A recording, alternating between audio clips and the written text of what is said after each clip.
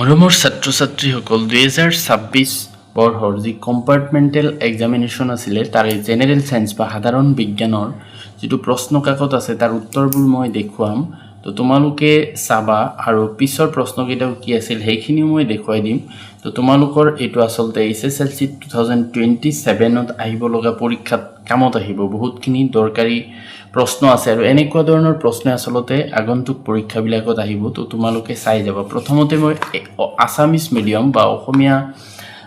মাধ্যমৰ কাৰণে প্ৰশ্নবিলাক দেখুৱাই দিছো চোৱা এক নম্বৰ প্ৰশ্নটো চোৱা C4H10 ৰ সহযোগী বান্ধনী আছে উত্তৰটো হ'ব 13 অপচন ডি তাৰপিছত 2 নম্বৰ প্ৰশ্ন তলৰ কোনটোত লৱণত স্ফটিকাবদ্ধ জল নাথাকে অপচন বি হ'ব শুদ্ধ বেকিং সোডা তাৰপিছত কাৰ্বক্সিলিক এসিডৰ কাৰ্যকৰীমূলকৰ সংকেত হ'ল অপচন ডি শুদ্ধ COOH তাৰপিছত 4 নম্বৰ প্ৰশ্ন যে তলৰ বিক্ৰিয়াটোৰ বাবে উক্তিসমূহ কোনটো অশুদ্ধ ইয়াৰ উত্তৰটো হ'ব অপচন এ 1 আৰু 2 দুয়োটাই শুদ্ধ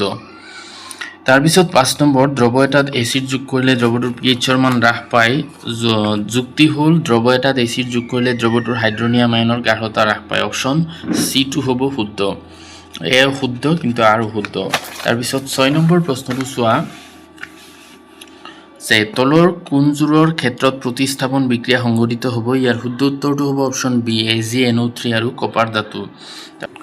7 নম্বৰ প্ৰশ্নটো চোৱা কি আছে যে পৰমাণু এটাৰ কে শেলত সৰ্বাধিক কেইটা ইলেক্ট্ৰন থাকিব পাৰে তো ইয়াৰ শুদ্ধ উত্তৰটো হ'ব অপচন বি দুটা ইলেক্ট্ৰন থাকে কে শেলত তাৰ পিছত প্ৰশ্নটো চোৱা কি আছে যে এটা মুগা বৰণীয়া পদাৰ্থ পি বায়ুৰ উপস্থিতিত তপতালে পদাৰ্থটোৰ বৰণ কলা হয় উৎপন্ন হোৱা কলা বৰণৰ পদাৰ্থৰ ওপৰেদি হাইড্ৰজেন গেছ পাৰ হৈ যাবলৈ দিলে পদাৰ্থটো পুনৰ মুগা বৰণীয়া হয় পি পদাৰ্থটোৰ তলৰ কোনটো তো এইটো প্ৰশ্ন কিতাপতো আছে যে কপাৰ ধাতু যে আছে এইটো বায়ুমণ্ডলত যদি আমি তপতাও কলা হৈ পৰে আৰু কপাৰ অক্সাইড উৎপন্ন হয় তো শুদ্ধ উত্তৰটো হ'ব কপাৰ তাৰ পিছৰ প্ৰশ্নটো চোৱা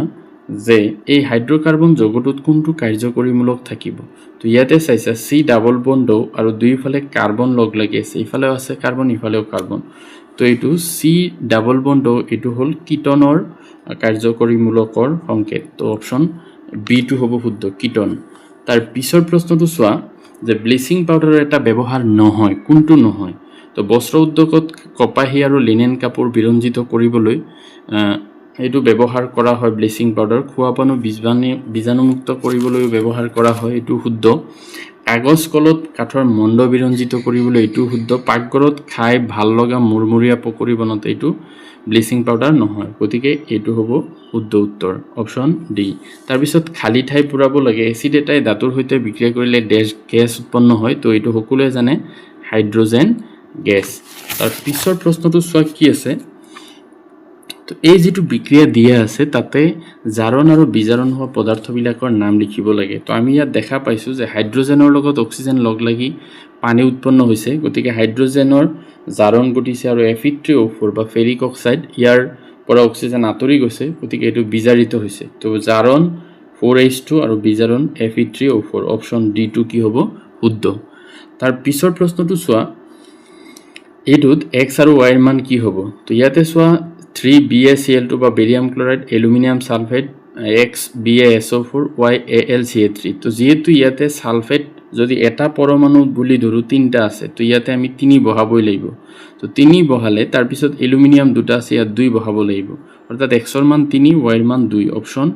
B2 কি হ'ব শুদ্ধ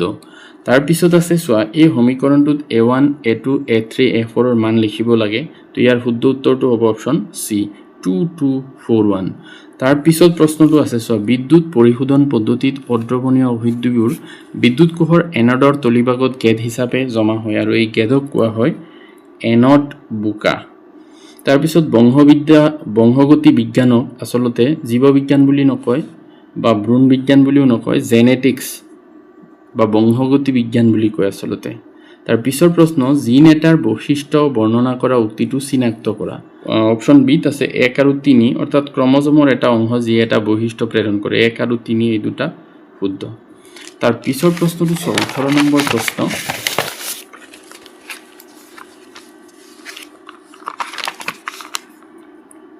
যে সহনৰ বিষয়ে তলৰ কোনবোৰ উক্তি সত্য তো ইয়াৰ শুদ্ধ উত্তৰটো হ'ব অপশ্যন ডি 2 আৰু 4 অৰ্থাৎ গেছীয় বিনিময় বায়ুকোপত সংঘটিত হয় গেছৰ বিনিময়ৰ বাবে বায়ুকোপে পৃষ্ঠভাগ বৃদ্ধি কৰে তো এই দুটা শুদ্ধ উত্তৰ অপশ্যন ডি তাৰপিছত 19 নম্বৰ প্ৰশ্ন ফুলৰ ওপৰত থকা কিছুমান কণা পতংগৰ শৰীৰত নোমত লাগি ধৰাৰ ফলত একেধৰণৰ ফুলৰ গছৰ এটাৰ পৰা আনটোত গৈ পতংগটোৰ বহাৰ ফলত বিয়পি পৰে অথবা এই কণাবোৰ স্থানান্তৰ ঘটে এই কণাবোৰক কি বুলি জনা যায় তো ইয়াৰ শুদ্ধ উত্তৰটো হ'ব পৰাগৰেণু অপশ্যন বি তাৰপিছত আছে তলত দিয়া বিকল্পসমূহৰ পৰা পৰৱৰ্তী প্ৰজন্মই বংশানুক্ৰমিক সূত্ৰে লাভ কৰিব নোৱাৰা বৈশিষ্ট্যটো চিনাক্ত কৰা অৰ্থাৎ কোনটো বৈশিষ্ট্য বংশানুক্ৰমিক সূত্ৰে লাভ নকৰে তো ইয়াৰ শুদ্ধ উত্তৰটো হ'ব অপশ্যন সি শৰীৰৰ আকাৰ তাৰপিছত 20 নম্বৰ প্ৰশ্ন জৈৱ অনুঘটকসমূহক ডেশ বোলা হয় ইয়াৰ শুদ্ধ উত্তৰটো হ'ব উৎসেচক তাৰ পিছৰ প্ৰশ্ন যে উক্তি আৰু যুক্তি দিয়া আছে কোনটো শুদ্ধ কোনটো অশুদ্ধ লিখিব লাগে তো প্ৰশ্নটো চাই লোৱা যে প্ৰাণীতকৈ উদ্ভিদক কম শক্তিৰ প্ৰয়োজন শুদ্ধ উদ্ভিদে চলাচল নকৰে আৰু উদ্ভিদৰ দেহৰ এক বৃহৎ অংশই মৃতকোষ তো ইয়াৰ শুদ্ধ উত্তৰটো হ'ব অপশ্যন এ দুয়োটাই শুদ্ধ আৰু আৰ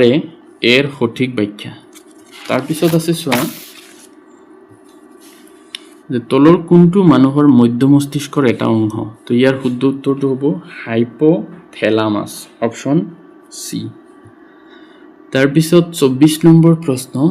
যে একোটা স্নায়ুকোষত বৈদ্যুতিক সংকেতসমূহ প্ৰবাহিত হোৱা গতিপথটো হৈছে তো ইয়াৰ শুদ্ধ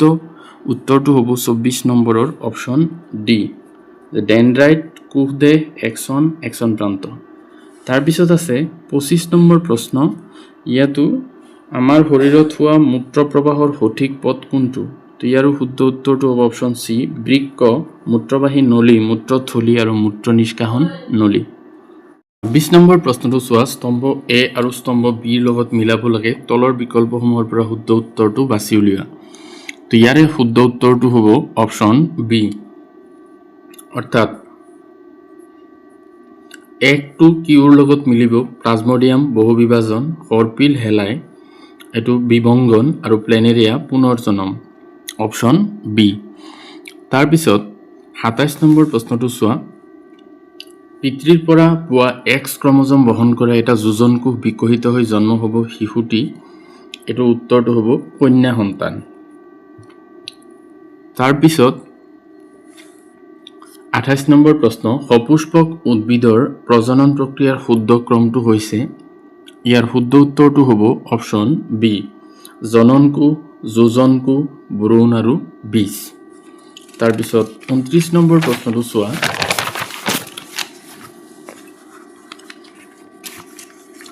যে তলৰ খাদ্য শৃংখলত থকা কোনটো জীৱৰ শৰীৰত ক্ষতিকাৰক ৰাসায়নিক পদাৰ্থৰ সৰ্বাধিক গাঢ়তা থকা পোৱা যায় তো এইটো ওপৰৰ স্তৰত থকা জীৱৰ শৰীৰতে আটাইতকৈ বেছি থাকিব সেইকাৰণে শুদ্ধ অপশ্যনটো হ'ব চৰাই অপশ্যন সি তাৰপিছত এপাহ ফুলৰ স্ত্ৰী কেহৰবিলাক 3টা অংশৰ দ্বাৰা গঠিত সেইবোৰ যথাক্ৰমে তো ইয়াৰ শুদ্ধ উত্তৰটো হ'ব অপশ্যন এ গৰ্ভাশয় গৰ্ভদণ্ড আৰু গৰ্ভমুণ্ড তাৰ পিছৰ প্ৰশ্নটো চোৱা এটা ইলেক্ট্ৰনৰ আদান হ'ব তো ইয়াৰ শুদ্ধ উত্তৰটো হ'ব 1.6 × 10⁻19 কুলম্ব অপশ্যন ডি তাৰপিছত 32 নম্বৰ প্ৰশ্ন ইয়াৰ শুদ্ধ উত্তৰটো হ'ব অপশ্যন সি যে মায়োপিয়া এটো পিৰ লগত মিলিব অৰ্থাৎ অৱতল লেন্স হাইপাৰমেট্ৰপিয়া উত্তল লেন্স প্ৰেছ বায়োপিয়া ডি ফকাছ লেন্স অপশ্যন সি তাৰপিছত 33 নম্বৰ প্ৰশ্ন মানুহৰ চকুৰ সন্দৰ্ভত তলৰ কোনকেইটা উক্তি সত্য তো ইয়াৰে শুদ্ধ উত্তৰটো হ'ব অপশ্যন ডি 1, 2 আৰু 4 অৰ্থাৎ সাধাৰণ অক্ষিগোলকৰ ব্যাস প্ৰায় 2.3 সেণ্টিমিটাৰ চকুৰ পতা হ'ল এখন কলা পেশীবহুল পৰ্দা যিয়ে চকুৰ মণিৰ আকাৰ নিয়ন্ত্ৰণ কৰে চকুৰ লেন্সখনৰ প্ৰকাশ দৈৰ্ঘ্য চিলিয়াৰী পেশীয়ে সলনি কৰে তাৰ পিছৰ প্ৰশ্নটো চোৱা 34 নম্বৰ প্ৰশ্ন যে তলত দিয়াবোৰৰ পৰা পৰিস্থিতি তন্ত্ৰ এটাৰ অজৈবিক উপাদান তো ইয়াতে অজৈবিক উপাদান হ'ব বৃষ্টিপাত অপশ্যন ডি তাৰপিছত নদী বান্ধৰ লগত জড়িত সমস্যা এটা হ'ল বৃহৎ অঞ্চলৰ শস্য পথাৰ হেৰুৱাবলগীয়া হয় বৃহৎ পৰিস্থিতি তন্ত্ৰৰ বিনষ্ট হয় তো ইয়াতে এ আৰু বি দুয়োটা উক্তি শুদ্ধ তাৰপিছত তলৰ কোনটো এটা খাদ্য শৃংখল গঠন কৰে তো ইয়াৰ শুদ্ধ উত্তৰটো হ'ব অপশ্যন বি গাহ পতংগ ভেকুলী অপশ্যন বি তাৰপিছত 37 নম্বৰ প্ৰশ্ন খালী ঠাই পূৰ কৰা স্তম্ভক ক্ষেত্ৰ এখনৰ দেশৰ ওপৰত কোনো বল প্ৰয়োগ কৰিব নোৱাৰে তো ইয়াৰ শুদ্ধ উত্তৰটো হ'ব স্থিতিশীল আধান তাৰ পিছৰ প্ৰশ্ন যে অবতল দাপোন এখনৰ ফোকাস বিন্দুৰ ভিতৰত লক্ষ্যবস্তু এটা ৰাখিলে দাপোনৰ পিছফালে এটা বিবৰ্ধিত প্ৰতিবিম্ব গঠন হয় প্ৰতিবিম্বটোৰ প্ৰকৃতি হ'ব অসৎ আৰু থিয় অপশ্যন ডি 38 নম্বৰ প্ৰশ্নৰ উত্তৰ তাৰপিছত 39 নম্বৰ প্ৰশ্ন যে উক্তি আৰু যুক্তি দিয়া আছে শুদ্ধ অপশ্যনটো বাছি ওলাব লাগে উক্তি হ'ল অতি উচ্চতাৰে উৰা বিমান যাত্ৰীসকলে আকাশখন কলা দেখে অতি উচ্চতাত পোহৰৰ বিক্ষেপণৰ প্ৰভাৱ বহু বেছি তো 39 নম্বৰ প্ৰশ্নৰ উত্তৰটো হ'ব অপশ্যন সি উক্তি শুদ্ধ কিন্তু আৰ অশুদ্ধ 40 নম্বৰ প্ৰশ্নটো হ'ল যেতিয়া পোহৰৰ কিৰণ এটাই সূক্ষ্ম কলয়দীয় কণাবোৰত খুন্দা মাৰে তেতিয়া পোহৰৰ কিৰণটো গতিপথ দৃশ্যমান হৈ পৰে পোহৰৰ এই পৰিঘটনাটোৰ নাম শুদ্ধ উত্তৰটো হ'ব অপশ্যন বি টিন্ডেল পৰিঘটনা তাৰ পিছৰ প্ৰশ্ন এটা বৈদ্যুতিক বাল্বত 220 ভোল্ট অব্লিক 100 ওয়াট বুলি চিহ্নিত কৰা আছে যদি বাল্বটো 110 ভোল্টত ব্যৱহাৰ কৰা হয় তেন্তে বাল্বটোৰ ক্ষমতা হ'ব ইয়াৰ শুদ্ধ উত্তৰটো হ'ব 25 ওয়াট অপশ্যন বি তাৰ পিছত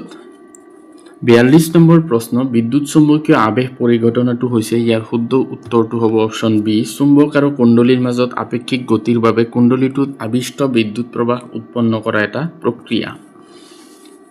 43 নম্বৰ প্ৰশ্ন হাইড্ৰোজেন বোমা আধাৰিত হয় তো ইয়াৰ শুদ্ধ উত্তৰটো হ'ব অপশ্যন বি তাপ নিউক্লিয় সংযোজনৰ ওপৰত তাৰ পিছত 44 নম্বৰ সলেনয়েড এটাৰ অন্তৰ্ভাগত চুম্বক বলৰেখাবিলাকৰ প্ৰকৃতি সদায় সমান্তৰাল হ'ব প্যাৰেলেল অপশ্যন এ তাৰ পিছত 45 নম্বৰ প্ৰশ্ন তলৰ কোনটো জীৱাশ্ম ইন্ধন দহনৰ এটা অসুবিধা তো ইয়াৰ শুদ্ধ উত্তৰটো হ'ব এই আটাইকেইটা অনবীকৰণযোগ্য এচিড বৰ্ষণৰ কাৰণ বায়ু প্ৰদূষণ ওপৰৰ আটাইকেইটা অপশ্যন ডি তো এইখিনি আছিলে এমসিকিউ কেইটাৰ শুদ্ধ উত্তৰ বাকি প্ৰশ্নবিলাক চাই লোৱা কি আছিলে এইকেইটা আছিলে দীঘলীয়া প্ৰশ্ন